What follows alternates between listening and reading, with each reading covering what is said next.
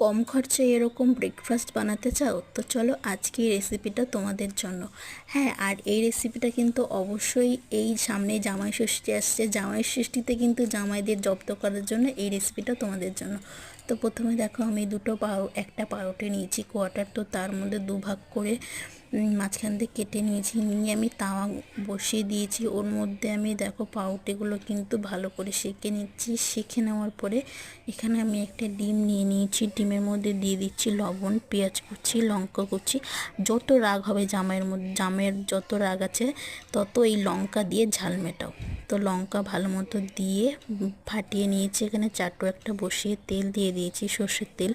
ভালো মতো গরম হয়ে গেলে ডিমটা ভাজতে দিয়ে দেবো। ডিম ভাজা হয়ে গেলে ওর মধ্যে একে একে পাউরুটিগুলো দিয়ে দেবো। পাউরুটি দিয়ে আমি নামিয়ে ভালো মতো ভাজা হয়ে গেলে এপিট ওপিট করে সেঁকে নামিয়ে নাও। পাউরুটি ডিম টোস্ট এইভাবেই জামাইদের